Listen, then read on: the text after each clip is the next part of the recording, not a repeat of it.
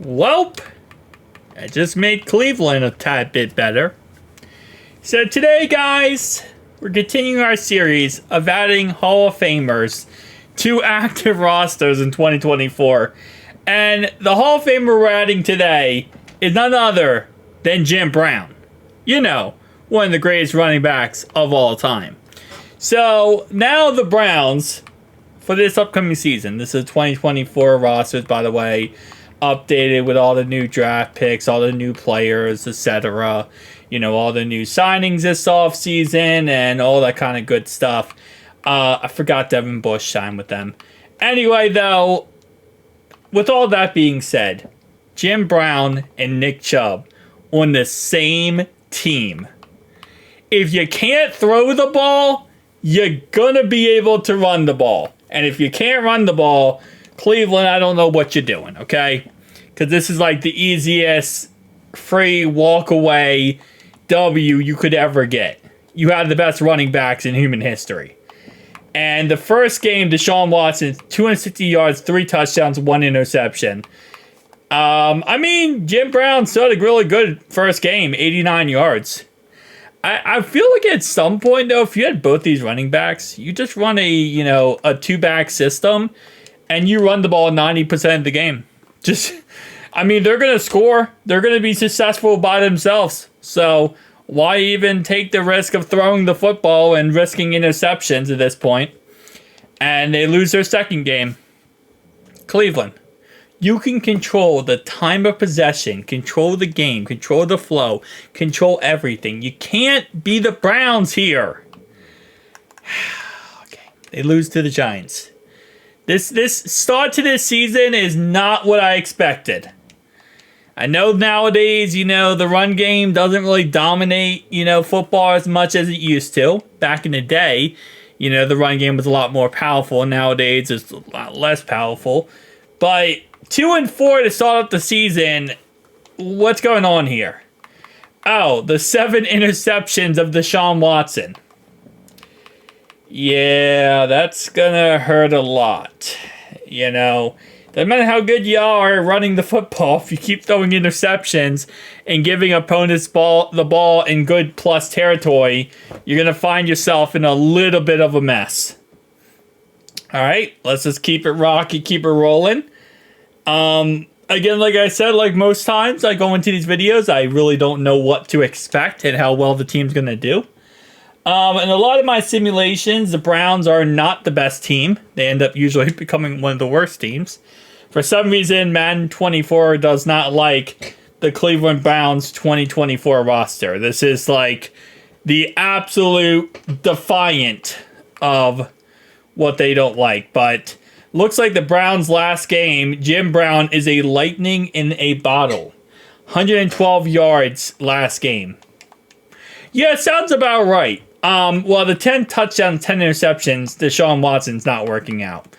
At this point, I feel like he's the biggest downside to this team.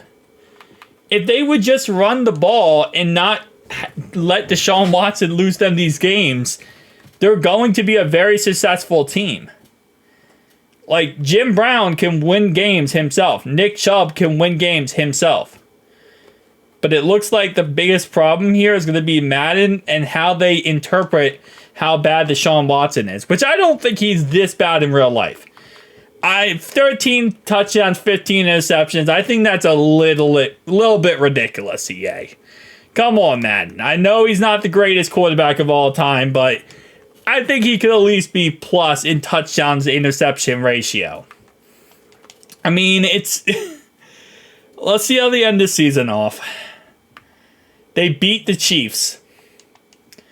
They somehow beat the Kansas City Chiefs. Okay. They played the Dolphins and then the Ravens. They beat the Dolphins. Then they play the Ravens. So they finished this season off with a respectful 8-9 record, which isn't a playoff record, but it's a lot better than what they looked like they were headed toward when it came to this season. I think in real life, honestly, 9-8, 10-7, I think it's very realistic for the Brownies. I could see them going 11-6. But for the AFC North, you know, I'm biased. I'm a Bengals fan.